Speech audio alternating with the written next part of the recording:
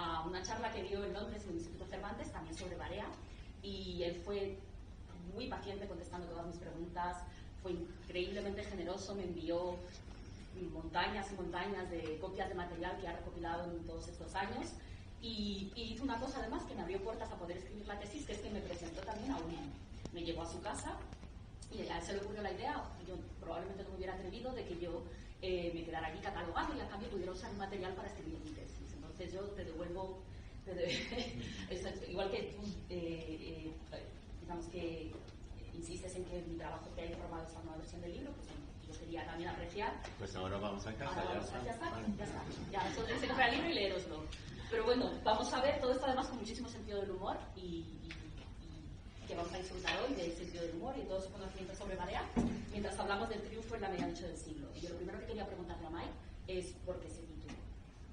Cuéntanos. Pues es Triunfo en la medianoche del siglo, es una frase que viene de los escritos del revolucionario ruso Víctor Serge o Víctor Serge. Y Serge básicamente utilizó esta frase para describir el final de los años 30 con la guerra civil en España y los principios de los 40, la época en Europa cuando dominaba Stalin y Hitler y el pacto infame entre Stalin y Hitler, y esto era la medianoche del siglo, y lo era. Ahora mismo podemos mirar para atrás 80 años y era la medianoche del siglo XX. Y triunfo en la medianoche del siglo porque Barea, allí un oficinista en Madrid, empezaba a escribir, y en estos años tan desastrosos con la muerte de tanta gente, Barea tenía sus 7 años dorados entre 37 hasta 44-45, que producía Toda la forja de un rebelde, 3 tomos que son 800 páginas, de su libro sobre Lorca, varios artículos, varios cuentos, su lucha por el alma española a que William se ha referido antes. Entonces, bueno, eran sus años de triunfo.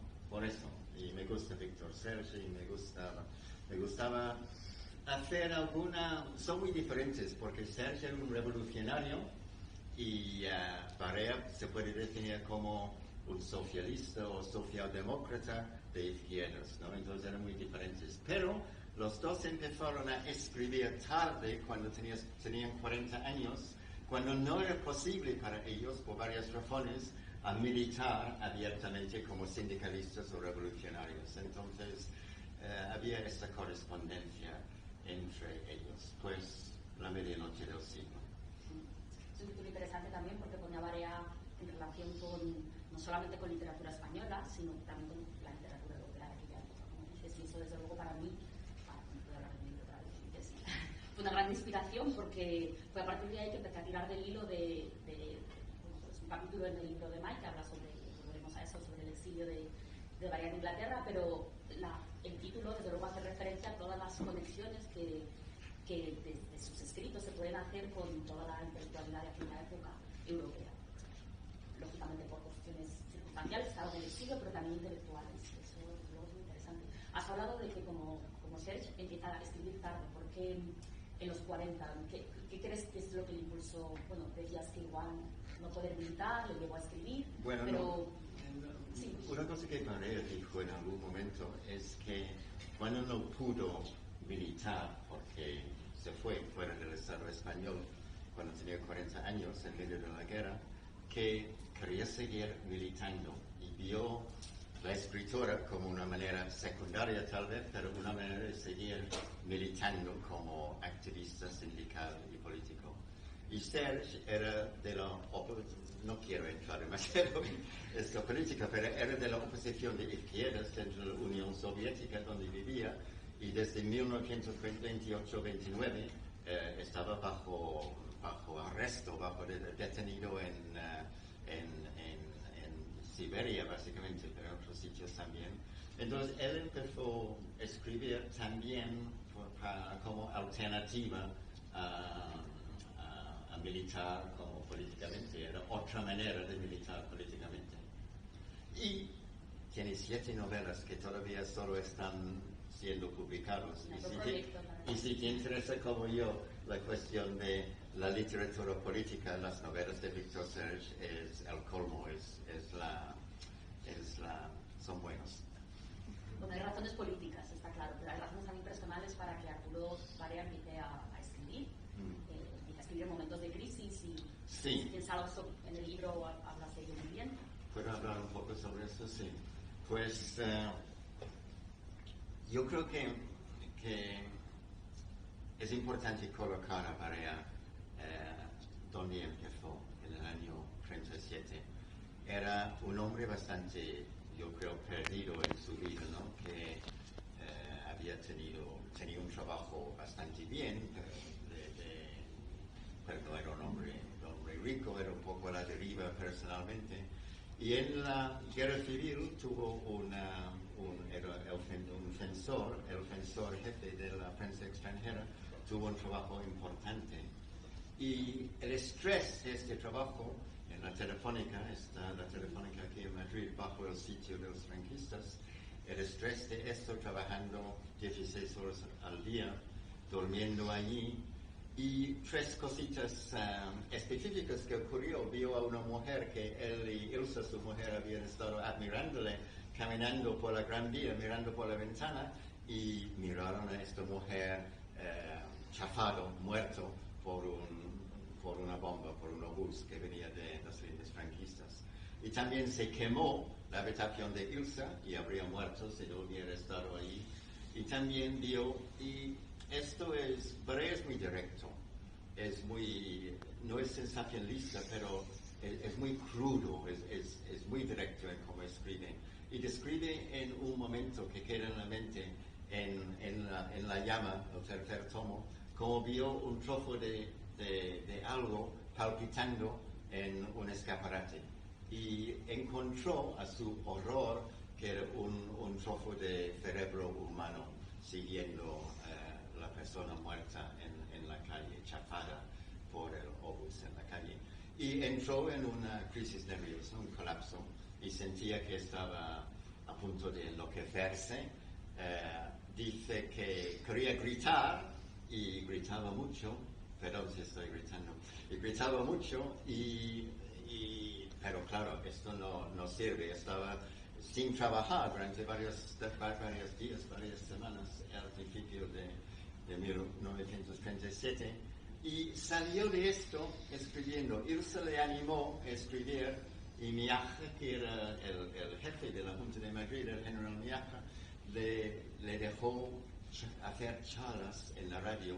Él hacía estas charlas como la voz incógnita de Madrid, y estas charlas formaban la base de su primer libro, que se llama Valor y Miedo. El valor de los defensores de Madrid, el pueblo madrileño, y el miedo que todo el mundo pasa, y cómo se enfrentaban de maneras diferentes a este miedo. Entonces, para concluir, lo siento. Estás aquí para eso. Pero que controle el tiempo. Empezó intentando superar lo que era un colapso nervioso. Entonces intentó volver a sus principios, a su infancia, con escribiendo después La Forja, que era el primer tomo. Él dice volver a lo que había olido, palpado, sentido, olfateado. Esto no es el orden de las palabras. Y también quería escribir lo que había pasado a toda su generación. Entonces tenía un doble objetivo, doble propósito, de escribir, como muchos autobiógrafos, para superar su propia locura, su propio miedo a la locura, para entenderse a él mismo, pero más que esto, para entender lo que ha pasado a toda su generación. Y yo creo que el poder de La Forja de un rebelde se puede entender mejor por el génesis, el comienzo de esta escritora. Un hombre bastante maduro, joven para nosotros ahora, pero bastante maduro, con 40 años en aquel entonces, ¿no? Que no había escrito antes, que había querido escribir, pero tenía que ganar la vida, ¿no? Entonces, un hombre de orígenes obreros, uno de los muy pocos escritores de aquella generación. Antonio Muñoz Molina ha dicho que era Miguel Hernández y él, eran los dos dos escritores de clase humilde, de clase campesino o obrero. Entonces, yo creo que esto es lo que me inspiró a escribir. Comienza a escribir en París, ¿verdad? La Forja de un Rebelde. Cuando Sí. está en el exilio, además. O sea, que empieza a escribir en España todavía, Sí. a lo Viñedo. Sí. Es en el exilio lo que... Me has corregido bien, porque no, porque es verdad que escribió los cuentos de Dolores Miedo en Madrid y después en Barcelona, bueno, en Madrid básicamente, y después en París, durante un año de pobreza y exilio con su mujer, el año 38-39, empezó a escribir La Forja. Y es en este momento que dice, textualmente explica que no quería escribir más historias de propaganda, que quería escribir lo que he dicho antes, de volver a su infancia, lo que había olido y sentido.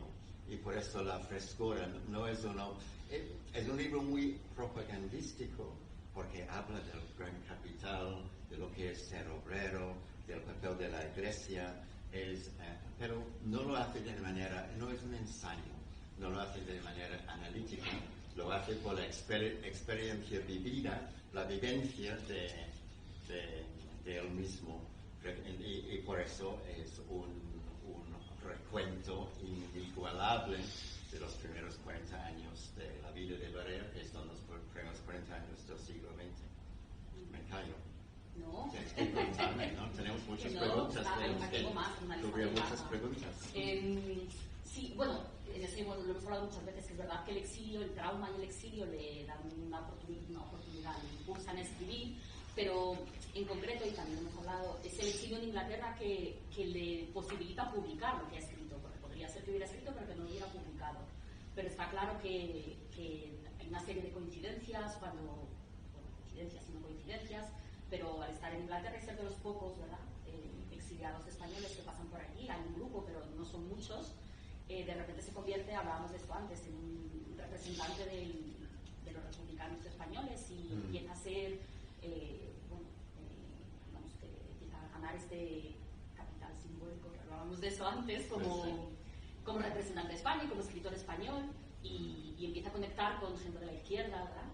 Y a partir de allí empiezan a publicarse sus obras, como Alexander William, panfletos políticos, pero también empieza a gestarse la posibilidad de publicar su grandísima novela con quien es su editor, que es bastante impresionante, que es Eliot. Sí, sí.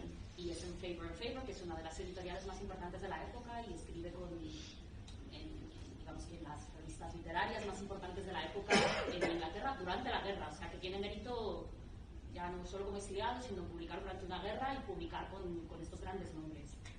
Y no tengo una pregunta. No, te dejo ahí para que sigas. Para añadir, no creo que muchos exiliados sufren mucho el exilio, sin duda, bueno, todos, sin duda, Barea sufrió mucho exilio, pero no había sido parte del mundo literario en los años 20 o 30. Es de la generación de Lorca, creo que nació en el mismo año de Lorca, pero no conoció a Lorca. Entonces, esto de ir al exilio durante la guerra, entonces obviamente era un trauma, pero no era el trauma de su obra, no es que perdió el público o los salarios o los ingresos que había tenido antes, era algo nuevo porque comenzó a escribir en la medianoche del siglo. Entonces durante estos años oscuros, como ha dicho Eva, se convirtió de algún modo, y muy por el impulso de su mujer Ilsa, que hablaba muy bien el inglés, además de su alemán nativo, además del castellano.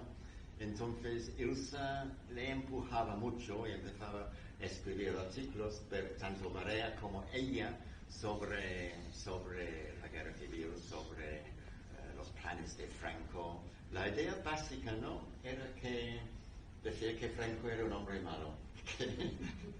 Así en resumidas. Sí, resumiendo. Exacto, porque el gobierno británico estaba intentando mantener a Franco fuera de la guerra, pero sobornándolo, dándole créditos, dándole dinero, y la línea de Barea era un poco diferente. es que hay que tratarle como un dictador y hay que echarle, que era la cosa obvia para cualquier de izquierdas, ¿no? Entonces, dentro de la izquierda no estalinista, y había un espacio para escribir Lucha por el alma española, de que ha hablado William, y también para publicar estos libros sobre la guerra civil especialmente. Que fueron bastante leídos y se vendieron bastante bien, una vez más, en un contexto de guerra. Sí. No me acuerdo de las cifras, pero yo creo que sí, miles, se vendían muchos, sí. Un papel muy finito porque había escasez de papel, en fin, es interesante. Motivaciones de escritores, estamos hablando, entonces yo ahora te voy a preguntar, ¿cuál fue tu motivación? ¿Cómo empezaste a escribir sobre Barea? ¿Empezaste a escribir sobre Barea antes de venir a España?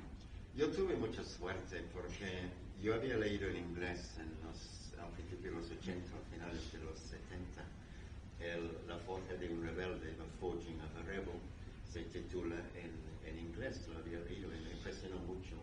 Y era esto que creo que hemos comentado antes, que es una obra literaria, pero trata de la política. Allí se junta de algún modo la literatura y la política. Y yo era alguien muy activo en cuestiones de política de izquierdas, entonces esto, y también me gustaba mucho leer la literatura, entonces esto me atraía bastante. Y después, cuando casi tenía 40 años, quería hacer una tesis y Barea era la persona obvia. Y tenía muchísima suerte porque, claro que la gente, críticos españoles, críticos extranjeros, yo, todo tipo de gente, había escrito artículos sobre Barea, ¿no? Y alabanzas o críticas, lo que sea. Pero nadie había escrito nada grande, nada largo, ningún libro. Entonces, eso era tenía esta oportunidad. Y además, mucha gente que había conocido a Barea y a Ilsa todavía vivía, ¿no? Y tenía la suerte de hablar con Martha Gellhorn, que era el mejor momento de mis investigaciones en Barea. Ella era la gran periodista norteamericana que había informado desde Madrid durante la guerra civil.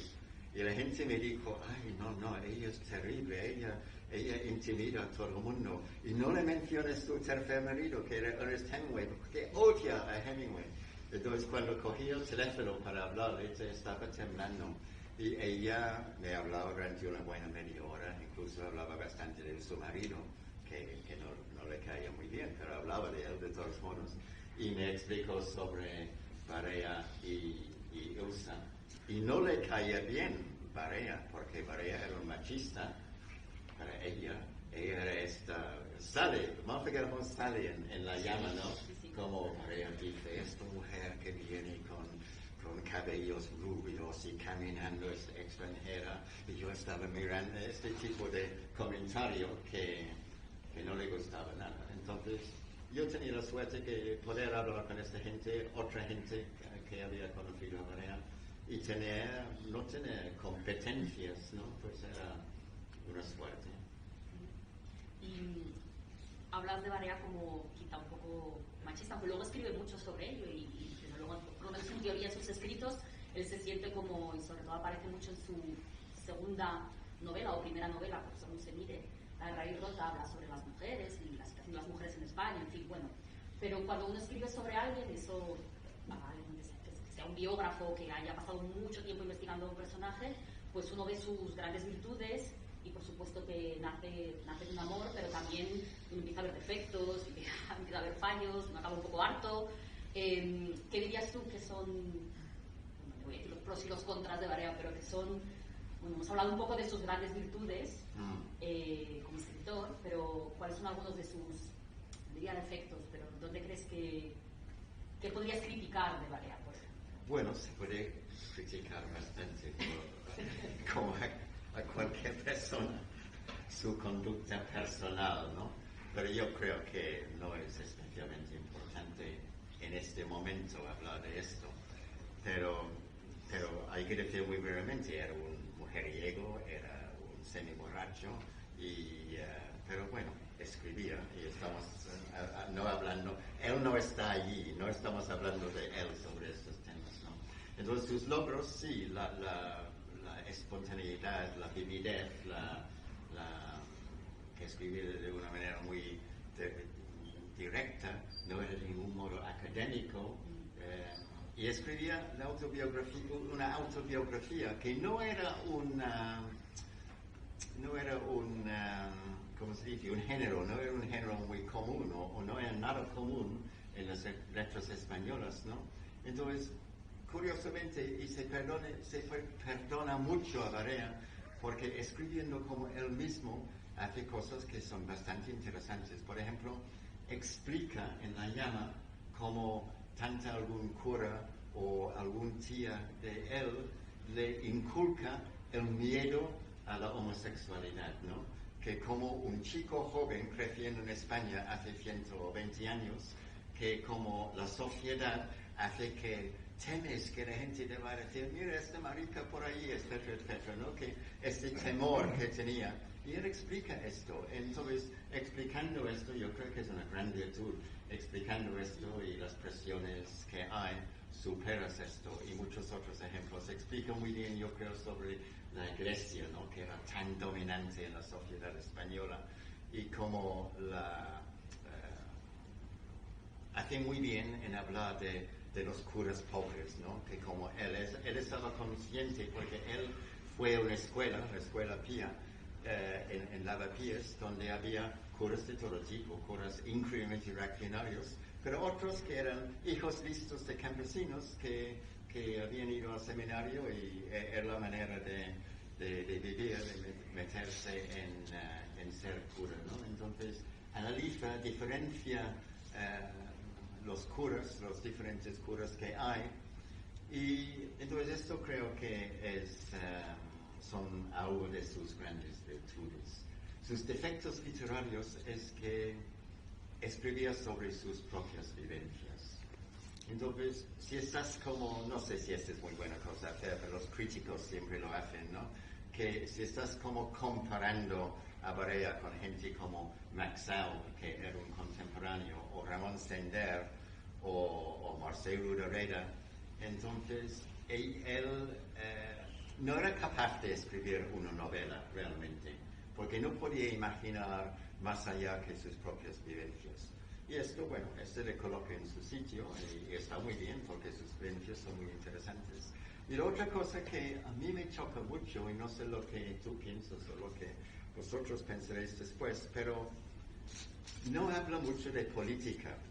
Y claro que es un socialista de izquierdas, pero a Ilse, su mujer, por ejemplo, le detienen por ser trotskista, que no lo era, pero ser trotskista en la guerra civil bajo el dominio de los stalinistas puede ser, y lo era para mucha gente, una sentencia de muerte. Era una cosa muy, muy seria. Pero no analiza esto. El Poum no era trotskista, pero la gente decía que era trotskista.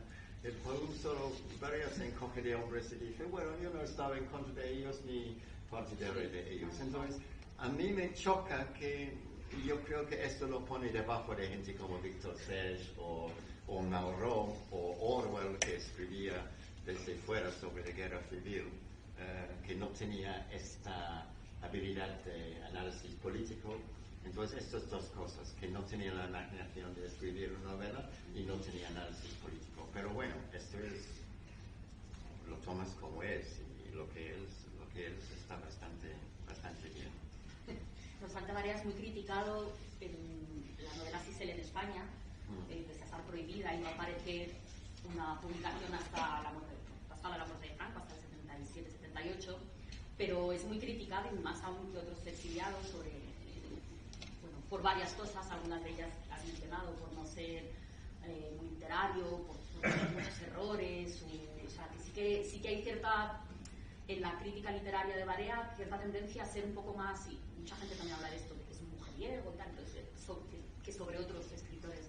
Por eso siempre me llama la atención, y por eso pensaba hablar un poco de lo que te parecía a ti, y en concreto, porque tú escribes en un momento dado en el libro sobre el resentimiento y el rencor. bueno, para decir que no era un resentido y un rencoroso, pero también es una de las gran críticas que se ha hecho a Barea desde el inicio desde que Indurain, el crítico, el académico franquista, escribió la primera tal, que era un rencoroso. Entonces se acusaba mucho a los exiliados de ser rencorosos. Habla así de España porque son unos rencorosos, unos resentidos. Y tú en concreto mencionas es la típica crítica franquista, sí, ¿no? Es la típica crítica franquista, pero aún así. Que las quejas sobre el gran capital o sobre la iglesia o el Estado, el ejército, es un tipo rencoroso y no es representativo de su generación y no puede pretender de ser representativo. Y no lo pretendía, él intentaba escribir sobre su generación, pero claro, cualquier sindicalista o cualquier activista político o cualquier escritor no es exactamente igual al mogollón de su generación, pero pasan, y esto decía Barea, pasan por las mismas experiencias y pueden escribir de estas experiencias. Mucho rencor sí expresa, por ejemplo, cuando pierde su trabajo en el banco, que es increíble, insulta a todo el mundo y va por ahí dando portazos y piensas, joder, ¿qué tipo es ese, no? Pero no era básicamente rencoroso. Y esto creo se ve en sus libros. Es muy difícil, cuando lees sobre todos los escritores españoles exiliados en 1939, es que era muy difícil saber quién era su público, para quién escribían, para seguir escribiendo, y para Barea no, porque él no tenía que seguir escribiendo, comenzaba a escribir y sin ningún rencor. Le gustaba Inglaterra, no sé por qué, pero le gustaba Inglaterra y le gustaba ir a los pubs y no hablaba bien en inglés, pero hablaba con los campesinos, los gitanos, mucho, con los obreros en los pubs. En los pubs de la época es increíble, pero había un saloon bar y un public bar. En el saloon bar es donde hacía la gente, donde iba toda la gente de clase media y donde más formal y mejor muebles y todo esto. Y el public bar, el bar público, es donde hacía el rifirrafe, donde iba la gente pobre. Y Barea, a pesar de ser un intelectual que hablaba en la BBC, que había publicado libros, que no tenía mucho dinero, pero unos ingresos, siempre se metía en el bar público porque le gustaba hablar con la gente. Y esto había ido en Madrid, era tal vez muy madrileño en este sentido, le gustaba ir a bares para charlar con la gente y seguía haciendo esto en Inglaterra. Entonces no había rencor en su vida personal, no había resentimiento sobre su exilio y por eso sobrevivía. Había tristeza, había dificultades, había problemas, pero no había rencor. Entonces esto creo que se ve en su obra, en los libros. Y es bastante honesto lo que dices, también habla de todas sus faltas, esta escena que describes en el banco, pero él la describe, o sea, desde luego no se presenta a sí mismo en una buenísima constantemente. Lo de los pubs es muy interesante, entre otras cosas le da mucho tema para escribir todas las emisiones radiofónicas que escribe para la BBC, que está durante casi todo su exilio trabajando para la BBC, y muchas de ellas refieren sus experiencias en el pub. Entonces le dan también, se parecen un poco a Valor y Miedo en ese sentido, de hablar de la gente, de situaciones de guerra cuando es la guerra mundial y cuando no, pues otros temas. ¿Qué otras cosas ha escrito Barea que me han interesado? Aparte de La Forja, bueno, La Forja de un rebelde, los 3 tomos. Aparte de los 3 tomos, con eso ya tenía suficiente para un libro, pero hablas de otros. Sí, es la cumbre, digamos, de su escritora. William ha hablado un poco de los políticos, pero tiene otros. No, en sus años dorados, desde 37 hasta 44, 45, escribía varios artículos. Me gustaría comentar un poco el artículo que escribió sobre Ernest Hemingway, que causó en 1941, que causó cierto revuelo entre los círculos de exiliados y los círculos literarios. Y era una crítica de por quién doblan las campanas. ¿Eso es dicho? ¿Por quién doblan las campanas? Sí. Era una crítica diciendo que Hemingway realmente no estaba dentro de la sociedad española para poder escribir de una manera verídica sobre esto. Él conocía toreros y gitanos, esto era su mundillo, ¿no? En su vida en España en los años 20 y 30. Y Barea le critica. Y yo creo que Honings, que este hombre casi desconocido, Barea, y Hemingway era el número uno mundial literario, muy famoso, y la gente decía, no puedes publicar esta crítica, porque Hemingway era amigo de la República, no puedes criticar. Y la actitud de Barea es que, bueno, puede ser amigo de la República y muy bien que fuera amigo de la República, pero este libro no es verídico. Entonces, esto para mí, no creo, bueno, no sé lo que pensaríais si habéis leído Por quien doblan las campanas. Yo creo que este de Hemingway es un buen libro y creo que Barea no tiene razón, pero creo que Barea era muy valiente haciendo esto y explicando lo que pensaba. Y yo creo que la razón que sentía la confianza de hacer esto en su primer año de exilio es porque sabía él mismo el tipo de realismo que quería hacer. No quería hacer un realismo, él dice, un realismo seco o superficial. Quería hacer un realismo más psicológico que indaga más en los sentimientos y hablaba mucho a Sender, que él piensa que Sender escribía novelas políticas donde expresaba, en los años 30, donde expresaba los sentimientos de sus personajes. Y Hemingway pensaba era un realismo, sí era un escritor realista, pero tenía este toque para él, este toque falso. Y desviar en esto, ¿no? Sobre otros escritos de Barea, pero está claro también que está, bueno, no digo que sea muy estratégico, pero también se está posicionando, como dices a él, como, bueno, como novela está muy bien, tiene una frase de novela es estupenda, ahora eso no es España. Ahora yo os voy a contar cómo es España. También él se está posicionando intelectualmente porque tiene allí él también tiene ahí mucho que decir.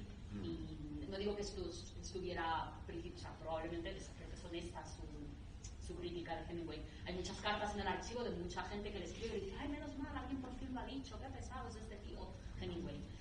Por fin un republicano español que dice la verdad. Sarah Connolly, que es el editor de la revista, estaba muy contento, estaba un poco así, bueno, a ver cómo pasa y tal. Y incluso hay un editor irlandés que de una revista sobre la Guerra Civil Española, que está dando noticias y busca escritores y escritos, que le escribe y le dice, ay, escribí una review, alguien me envió una review de Hemingway diciendo que era maravillosa y estupenda y tal, pero ahora que he leído la tuya, nada, voy a volver a escribir otra y decir que me equivoqué, que muy mal.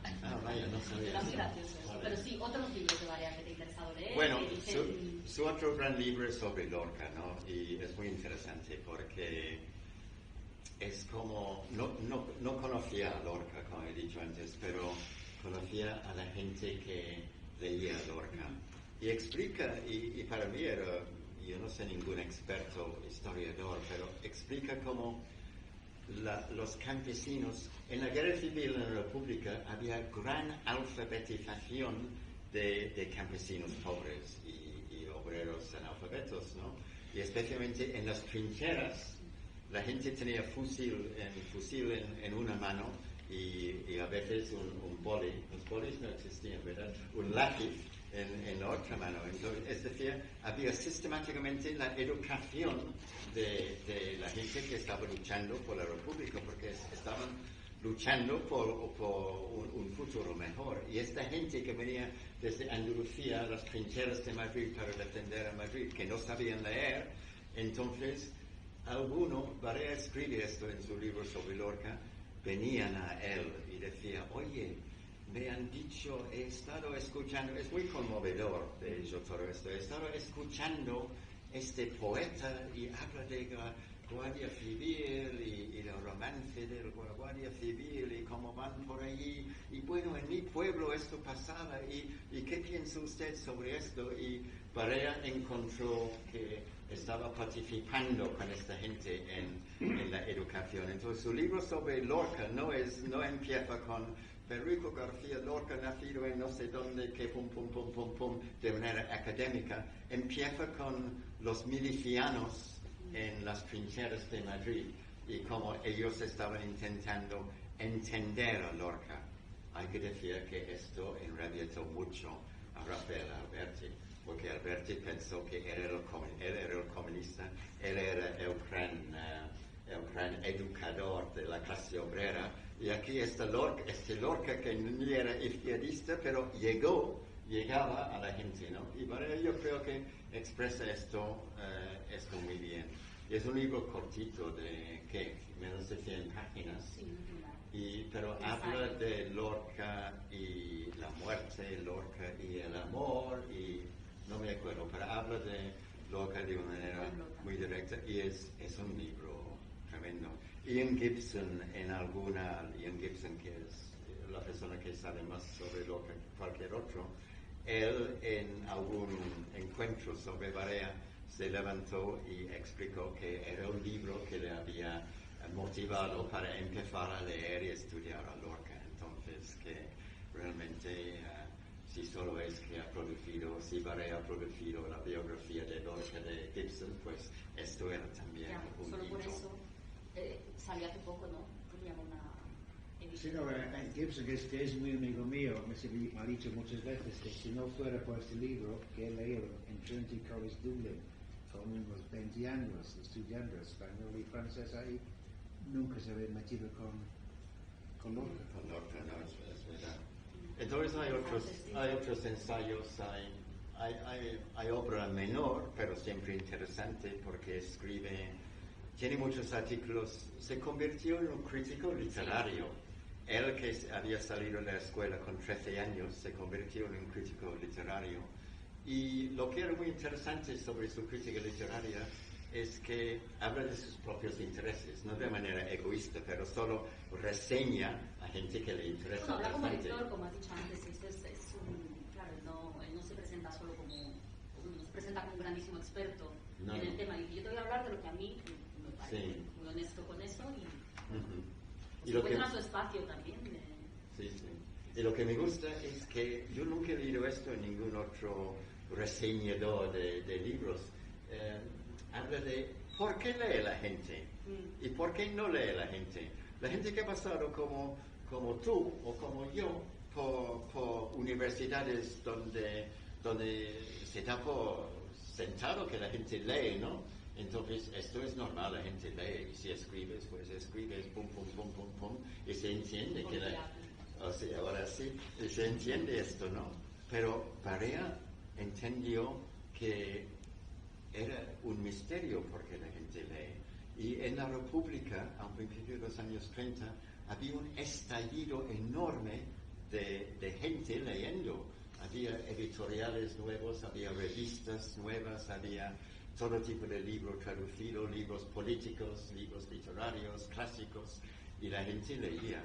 Antes, la censura de la Iglesia significaba que había muy pocos libros disponibles, y el precio de los libros y el analfabetismo, todos estos factores. Entonces, la crítica literaria de Barea trata mucho de por qué lee la gente y cómo es. Él apreciaba mucho cómo un escritora pudo llegar a la gente, ¿no? Y sobre Unamuno también tiene un pequeño libro sobre Unamuno que no lo leo desde hace tiempo. Yo he leído recientemente, no me acuerdo mucho. Pasemos de Unamuno. Pero sí, escribe sobre Unamuno y es interesante, pero no es un gran libro, creo yo. También escribe una introducción a hacer algo que hacen, y te quería preguntar sobre Isa en un momento, y esto tiene que ver con Isa. Es que uno de los trabajos que hace Arturo, a raíz del trabajo que hace Isa, es intentar contactar con escritores del interior. Esto ya en los años 50, y está muy interesado en Nada de Carmen Laforet, y en un momento dado empieza una relación epistolar también con con CELA y traducen La Colmena. Finalmente se publica con la traducción, hay como un lío así de burocrático, bueno, es la traducción de otro escritor inglés, pero muy corregida por Ilsa, y él escribe una introducción, una pequeña introducción. Y bueno, me lleva a preguntarte por Ilsa, es un poco inevitable, y ha salido varias veces en hablar de Arturo, y tenemos aquí, puedes lanzarte, pero Ilsa desde luego no cabe duda que tiene mucha importancia no solamente en la vida, sino y en todos los esfuerzos de recuperación a través de URI, de la colección, pero también en el trabajo de Arturo, a muchos niveles como traductora, pero probablemente también influyendo mucho sus ideas políticas y tal. Bueno, ella es un capítulo también en tu libro sobre ella, desde el primer libro. No, ella es una persona muy interesante, y George, que está escribiendo la biografía de Ilsa, puede comentar algo después, pero para decirlo brevemente, ella era una mujer muy culta, una que hablaba 5 idiomas bien, una revolucionaria por todos los años 20 y 30, que había sufrido en la cárcel, había sufrido el levantamiento de la derecha en Viena en el año 34. Estaba una persona muy, muy curtida en las luchas obreras y muy sofisticada. Entonces, el encuentro entre Barea y ella era muy fructífero, creo, para los dos, ¿no? Podría haber sido un desastre. De hecho, Barea escribe como la primera vez que vio a esta mujer pensaba, me mandan una mujer. Hemos dicho que no tenía ideas muy progres sobre las mujeres en aquel momento. Pero yo creo que con Ilsa formó una relación de iguales, de tú a tú, que era muy diferente de su matrimonio desastroso y las aventuras y relaciones que había tenido con varias mujeres antes. Y con Ilsa formó una sociedad literaria política bastante potente. Y yo creo que sí, Ilsa, que sabía moverse con la gente de izquierdas mejor que Barea, le escribía las cartas a los editores, porque ella escribía en inglés y él no escribía bien o nada en inglés. Y entonces era una gran influencia en él. Hay críticas de Ilsa que tenía la tendencia de hablar demasiado, es un fallo que todos tenemos, pero que a veces en las conferencias de Barea era ella que llevaba la voz cantante, pero bueno, supongo que hablaba de manera interesante, ¿no? Bien hecho, sí. Bueno, vamos a abrir a preguntas, pero yo no quería dejar de preguntarte sobre uno de los apéndices que has añadido aquí, este es nuevo, y también es algo de lo que hemos hablado frecuentemente, que tiene que ver con la reflexión de Barea, con cómo se lee hoy día, desde que escribiste tu primera, bueno, no la primera versión, pero sí hace unos años hasta ahora, cómo has visto la evolución de la reflexión de Barea y cómo la ves. Sí, es un tema largo y complicado. Trata de la cuestión de los escritores y escritoras del exilio y cómo se encajaban en la nueva democracia post-franquista, cómo se encajaban en la nueva democracia, ¿no? Y creo que en el caso de Barea es bastante interesante porque yo creo que Barea ha sido, dentro de lo que cabe, ha sido bastante popular, ¿no? Quiero decir, ha habido muchas ediciones de sus libros, como siempre dice William, es misión cumplida, que ahora todos sus libros están disponibles, cualquiera puede leerle. Pero yo creo que en general el ambiente de la UGT y del PSOE de los años 30, y Barea militaba en la UGT y era brevemente afiliado al PSOE, era claramente muy diferente del ambiente del PSOE de Felipe González después de 1979, cuando abandonaron formalmente el marxismo. Entonces yo creo que el lenguaje de los años 30, las experiencias de los años 30 es una cosa que en la reintegración de muchos escritores del exilio es que, especialmente en el caso de Barea también, que no le han tratado bien. Y es una lástima, bueno, es más que una lástima, es una cuestión política de la primera importancia, ¿no? Porque estaban hablando del fascismo y el franquismo en 1937. En La llama Barea es muy explícito. Dice que o bien chafamos a estos rebeldes franquistas, o bien chafamos el fascismo va a acabar con nosotros.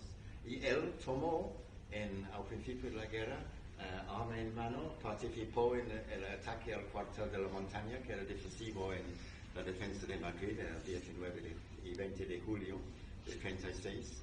Entonces, que esto se ha perdido, creo yo, en la interpretación de Barea después de la Inquisición. Yo creo que es interesante, pero bastante crítico con la película de Mario Camus, que creo que es una visión un poco rosada y realmente, interesantemente, el consejero, se dice consejero, la persona que controlaba el contenido de la película o que ayudaba con la película era Javier Tusey, que había sido asesor, había estado con la UFD. No era nadie de la izquierda del PSOE, era alguien que venía de la UFD. Entonces yo creo que hay un propósito político de reinterpretar a Barea y a otra gente, pero estamos hablando de Barea, en la post-transición, en la nueva democracia. Y esto que ahora estamos enfrentados a un nuevo fascismo en el Estado, yo creo que es bastante fuerte que pase esto. Es nuestra responsabilidad, cuando estamos hablando de la gente de los años 30, intentar interpretar lo que hacían, lo que sentían, lo que decían ellos, y no ponerlo por la prisma de nuestras propias opiniones de hoy en día. Teresa, que dices que Leonor, que es la sobrina de Arturo misma, dice que le pareció la serie un poco... No, Leonor, que... muy, como dice, muy rebajada, muy aguada. Sí, sí. Interesante que ella... Es la recuperación de Barea para el PSOE, pero un PSOE moderno, que no era el PSOE del lenguaje marxista de los años 30 o la lucha contra el fascismo, que es muy criticable. No eran revolucionarios ni nada, no estamos diciendo esto, pero sí, es diferente. Tú sabes mucho más que yo sobre esto, tú deberías explicar todo esto. Otro día ya. Vamos a dejar que abrimos. Seguro que hay preguntas, comentarios. Miriam, de una mano. Lánzate. Creo que es importante que Mike ha mencionado que Barea deja su educación formal con 13 años, porque hay un poco de esnovismo hacia Barea, criticándolo por ser no un escritor muy literario, olvidando que había dejado la aula forzosamente con 13 años. Yo lo encuentro increíble sabiendo esto, ¿no? Que había dejado la aula con 13 años. Que yo creo que la gente que la critica por un lado o otro suele olvidar este tema. Ese es un pequeño comentario.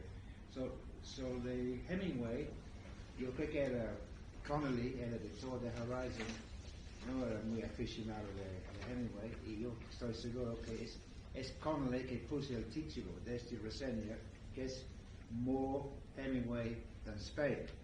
Este título No Spain, but Hemingway. Exactamente.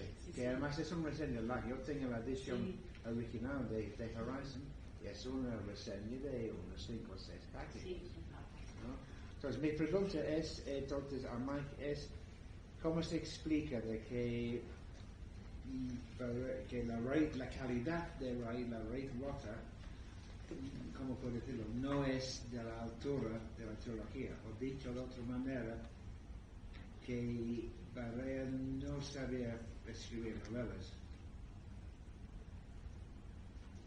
¿Qué hacemos? Si hay otra gente que quiere o bien contestar a William o añadir algún comentario o pregunta, pues, o si no, le contesto ahora, pero si no, si hay 2 o 3 personas. Bueno, ya después. Pues, hay... ¿Yo o tú? No, tú, Vale. tu libro. No, mira, qué Si responsabilidad. se te olvida algo, yo ya... Vale. Hay una anécdota interesante que a Barea en el año 52, cuando ya era un escritor conocido, le invitaba a dar clases en la Universidad de Pittsburgh y escribió a su amigo Sender, Ramón J. Sender, que vivía en Estados Unidos y se habían hecho una relación, una amistad por carta, no personalmente viéndose, y escribió diciendo, pero yo no tengo licenciatura universitaria, es que, ¿cómo puedo dar clases? ¿Qué les digo? Y Sender dijo, ay, no pasa nada, yo solo tengo, no sé lo que dijo exactamente, pero... Yo también había mentido. Sí, yo solo tengo el bachillerato y yo doy clases, yo soy catedrático de universidad, no pasa nada. Diles que has aprobado, tienes licenciatura de no sé qué literatura española y ya está. Entonces Barea, en la solicitud que existe, ¿no? Dice que dejó la escuela con 13 años y después en otra página dice que tiene licenciatura de la Universidad de Madrid, ¿no? Entonces pero bueno, le dieron el trabajo y daba clases durante 6 meses en Pittsburgh. Y la cosa con esta anécdota, William, he perdido el hilo. Bueno, parte se lo dan por Lorca también, por el ensayo de Lorca, lo leen y les gusta mucho su acercamiento y su postura. O sea, que ahí se redime un poco, entonces ya no es tanto su historial académico, pero sobre el hecho de que sabe. Sí, el hecho de que sabe y que obviamente sabía, sí. Sobre la cuestión de la raíz rota, que yo creo que es muy interesante, esto es su única novela imaginada, publicada en el año 51, algo así, en inglés primero, después en castellano en Buenos Aires, y es la novela de un retorno imaginado a Madrid de un exiliado madrileño. Y de algún modo, el protagonista no es Barea. Se llama Antolín, pero no es un personaje basado en Barea, porque Antolín es un poco diferente de Barea.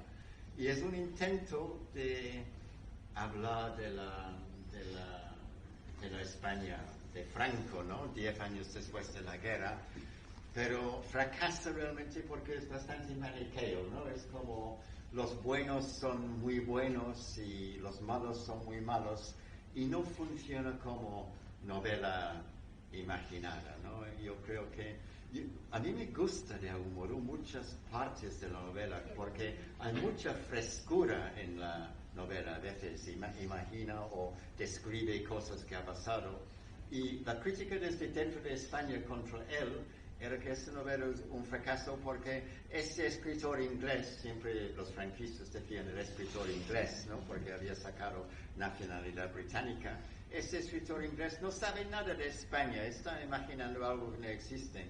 Pero en realidad pasaba muchísimo tiempo escuchando la radio desde España, y también sus sobrinas vinieron al final de los 40 para vivir con ellos durante un par de años, y obviamente hablaba con ellos. Entonces, hay muchas cosas muy vívidas en la novela, y de hecho hay gente como John Dos Passos, famoso escritor estadounidense, que dijo que era la mejor novela de Barea. Hay otros críticos, especialmente en Estados Unidos, que lo alababan mucho, pero yo creo que no tuvo esta habilidad de imaginar lo que no había vivido.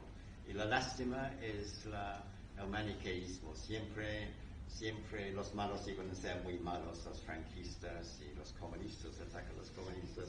implícitamente, y los buenos son la viuda de alguien fusilado por Franco, que es de la UGT, y no funciona como novela. Una novela tiene que ser un poco más sin la conclusión ya sabido de antemano, ¿no? Que él iba a volver volver a Inglaterra y no quedarse en Madrid porque el España de Franco era muy malo. Ya se sabe de antemano, entonces no tiene la tensión de una buena novela. Pero bueno, es interesante. Que se lee mejor como novela su autobiografía. Es más. Sí. Parece más novela su autobiografía. Es una novela autobiográfica o autobiografía novelada. ¿Alguien más quiere comentar alguna cosa? Bueno, hay 5 personas allí. Sí, usted, tú. No, es que ha empezado la conferencia o la presentación como diciendo que había seguido luego escribiendo como hacer una labor de militancia sindical cuando estuvo en el exilio y tal. Eso le he querido yo entender. Y cuando él inicia sus novelas, o sea, su autobiografía, es un poco, pienso yo, como terapia. Y con el motor que tiene de su mujer, que vamos, yo creo que es fundamental en su forma de hacerse escritor. Entonces, si no empieza como política, como yo pienso, vamos, y estoy totalmente igual equivocada, pero yo pienso que su forma luego en el exilio de vivir, de ganarse la vida, era con lo que él conocía, al desconocer el idioma, etcétera, etcétera, pues había echado un poco la cosa que siempre tuvo esas inquietudes literarias, porque no estaba en su mundo, pero siempre quiso ir a las tertulias con Valle Inclán, por la Puerta del Sol, o sea, todo su motivación de esto.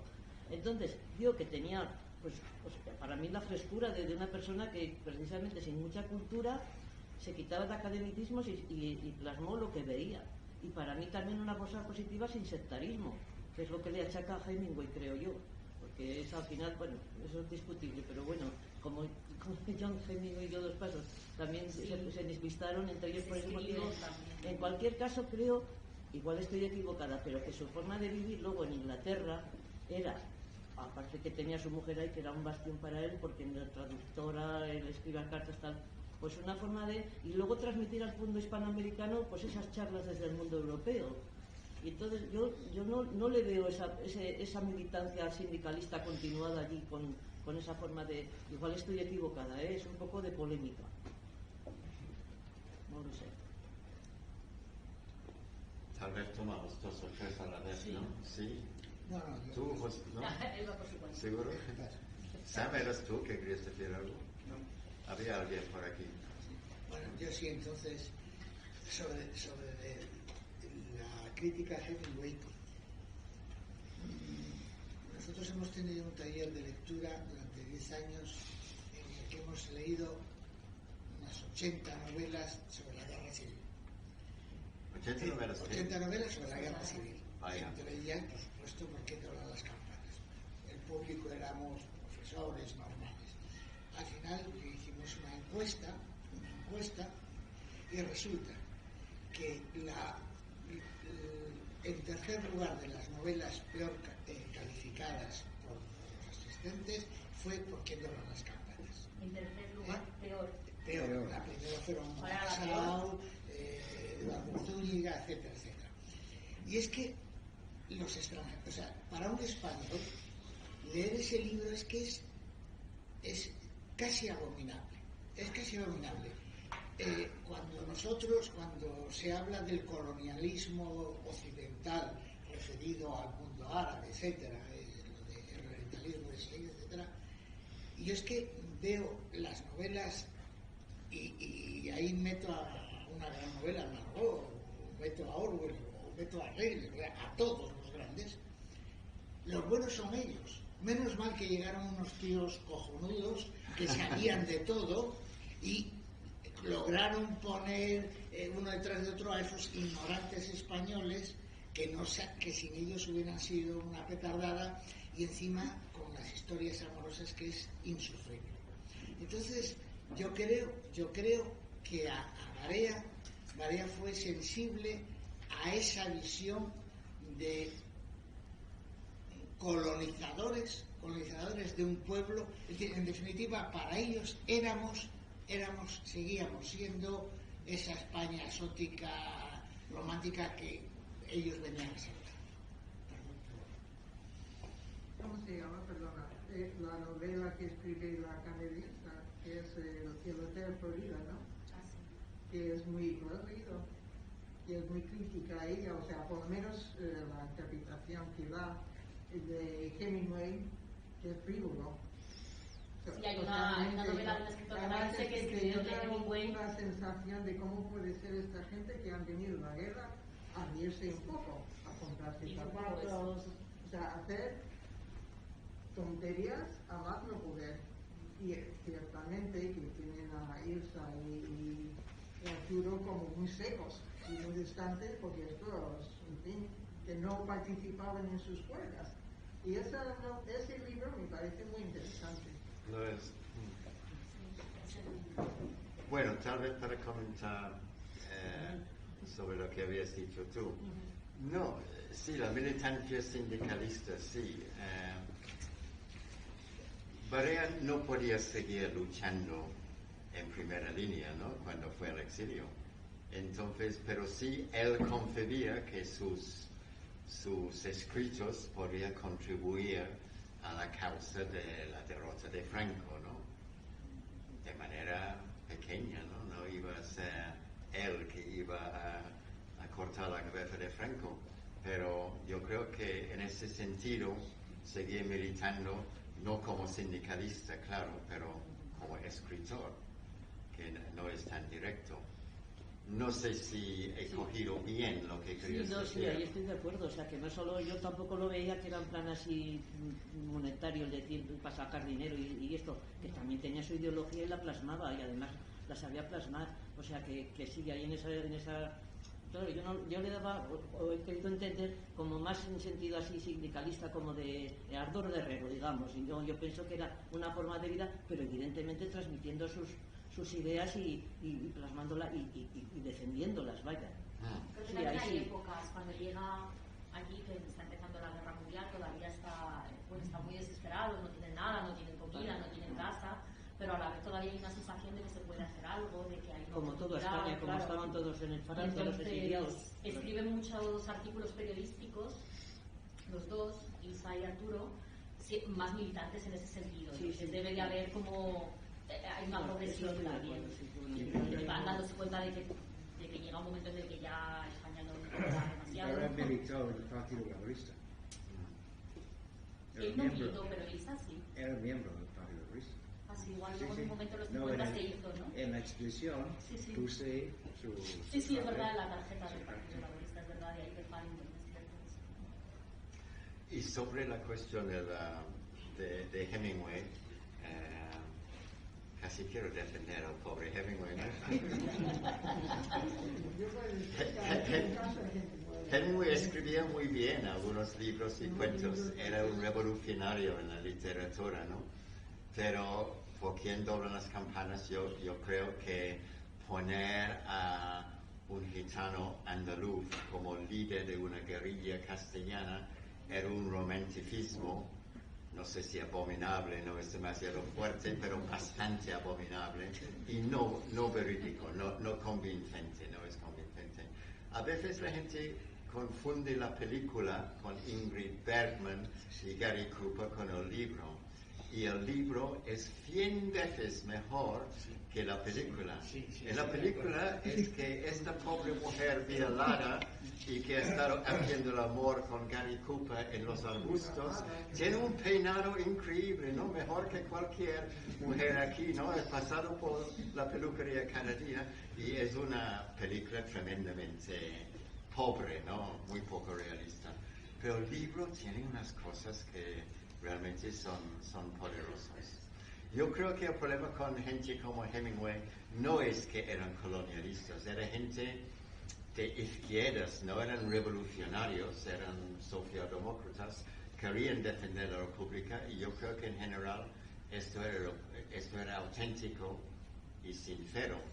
Es verdad que parece mal cuando lees Hollins, es que gente muriendo de hambre en Madrid, gente muriendo en la Casa del Campo con las tropas de Franco delante, y ellos había todo tipo de lío sexual, borrachería entre los corresponsales y las corresponsales de todo el mundo que venía a Madrid.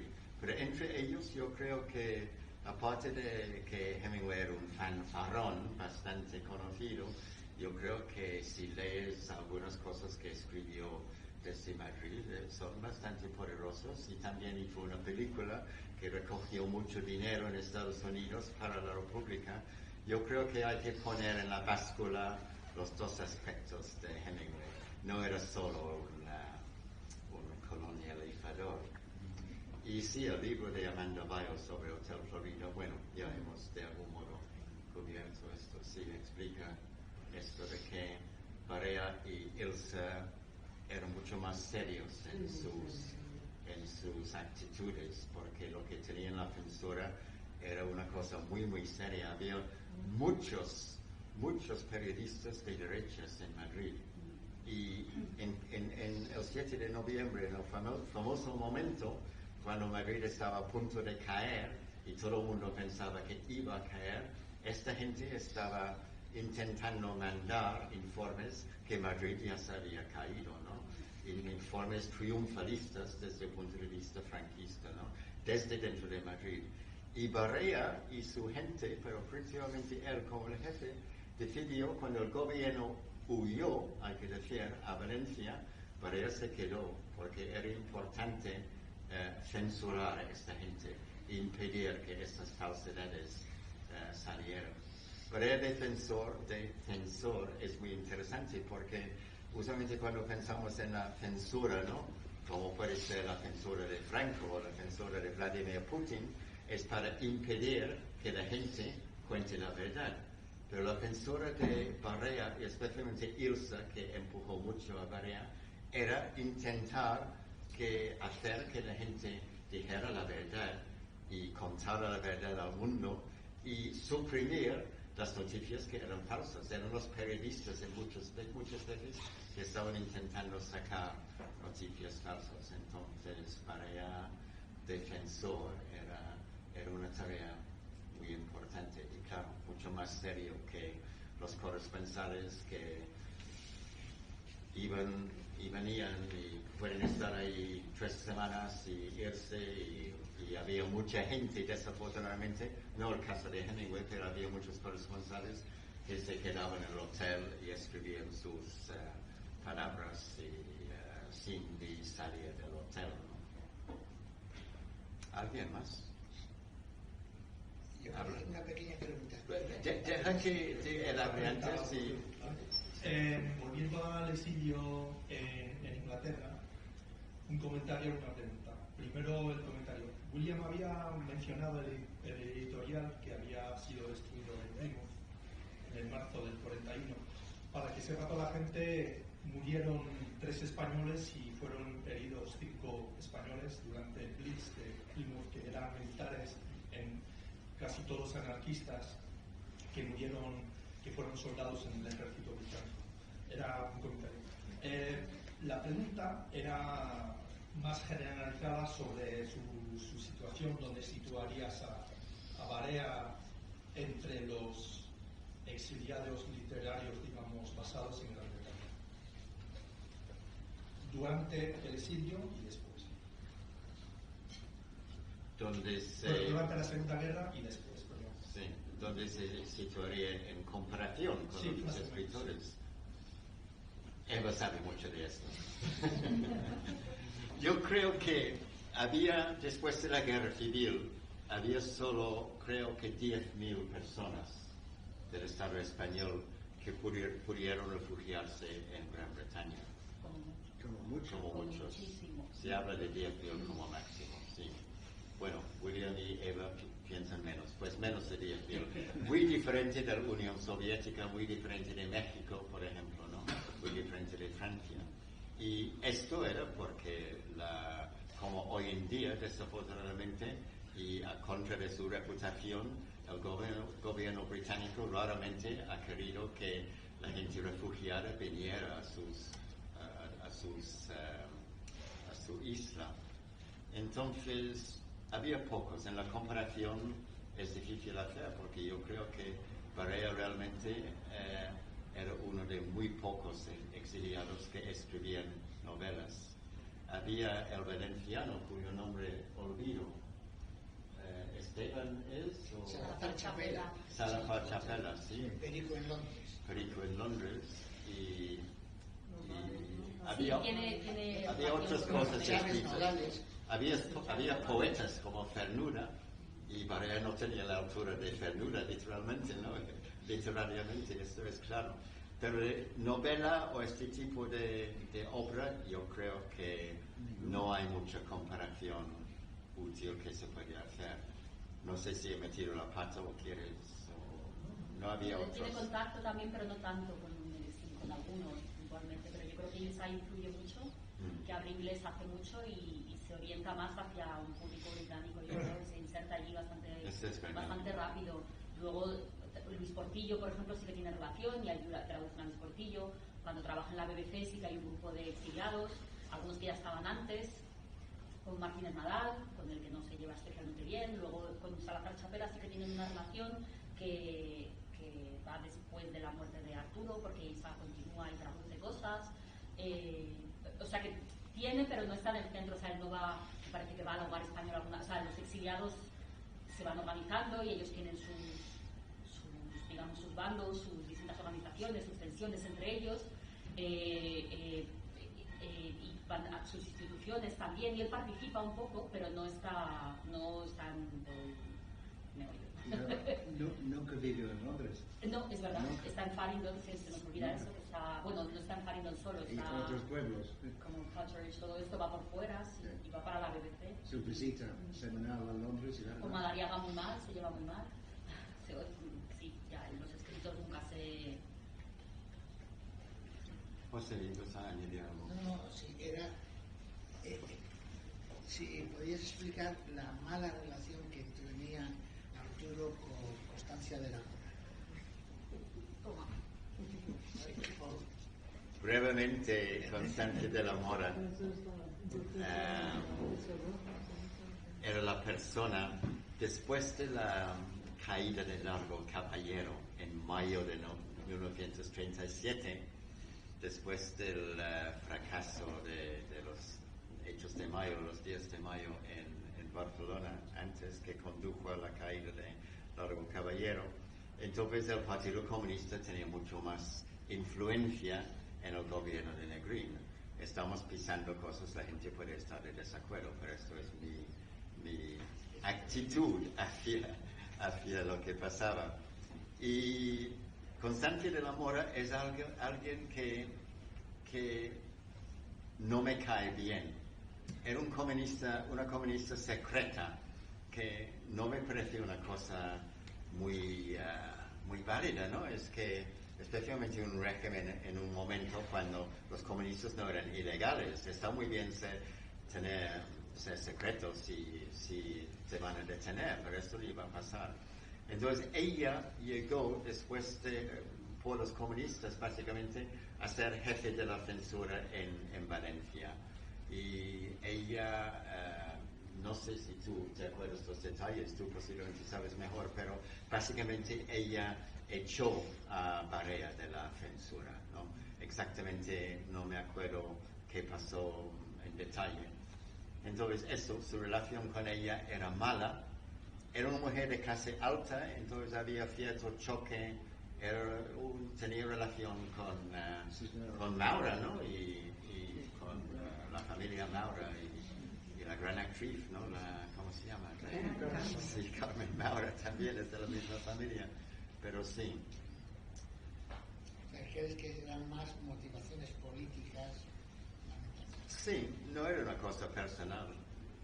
De hecho, yo creo que Constancia de la Mora no se comportó especialmente. Era lógico que Barea, que iba a lo suyo, que desde su punto de vista los comunistas querían controlar todo lo que pasaba, tanto en las emisiones como La Voz Incógnita de Madrid, como en la censura, ¿no? Barea e Ilsa tenían una actitud libre a la censura, en el sentido de que pensaban que la censura tenía que decir la verdad, inclusas las derrotas de la República.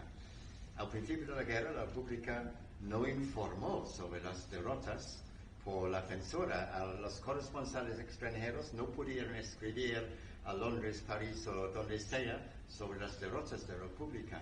Y Ilsa y Barea entendieron que eso era un desastre, porque todo el mundo sabía lo que había pasado, porque la caída de Málaga o la caída después de Bilbao, los fascistas informaron de esto, y negar que había pasado era es que estropeaba la reputación de la República.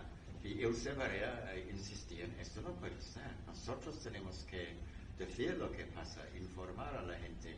Y así reforzamos, porque contamos la verdad, reforzamos nuestra lucha, no debilitamos nuestra lucha, ¿no? Entonces, no sé cómo he llegado a esto, pero era a base de lo que estamos diciendo un poco. Constancia de la Mora, después de los comunistas, querían poner una censura mucho más controlada. De hecho, había un incidente con De la Mora que le echaron durante unas semanas porque había censurado una emisión de Negrín del gobierno que iba en contra de la oposición del Partido Comunista. Y le echaron y después le reinstaló. Entonces era una mujer muy sectaria políticamente, los intereses de su partido por encima de todo. Estamos llegando al final, bueno, hemos llegado al final, digo así como... Pero si hay una última pregunta, algún comentario, algo... ¿Se sabe algo de si Ilsa conoció a Kim Philby en Viena? Kim Philby. La pregunta es si era Ilsa conocía al espía británico posterior Kim Philby en Sí se conocía, pero no se sabe muy bien cómo. Había coincidido en Viena, sí, pero esos no eran amigos. Era un círculo a través de varios ingleses que vivían en Viena en esa época. Sí, Gateskill, en 1934 y coincidían. No se sabe más. No eran amigos. Pero puedo aprovechar y... Puedes y tanto, sí. Hay que dar las gracias a William, a Eva y a ti, y también a Magic Council, porque realmente habéis sido los 4 responsables de haber sacado a Barea de cierto olvido en los últimos 20 años más o menos. Cada uno a su manera, que también es muy curioso, cada uno ha hecho otra cosa, como un cuarteto perfecto. Y a ti, Mike, sobre todo, bueno, 2 veces gracias, porque tú has sido el primero que ha sacado un poco del olvido a Ilsa Barea. Has sido el primero que ha escrito un texto más largo sobre ella que existía las denuncias, y también has tenido la ventaja de haber entrevistado a mucha gente que conocía a Ilsa que hoy en día ya es imposible hacerlo. Y gracias a todo esto, gracias a vosotros por todo esto.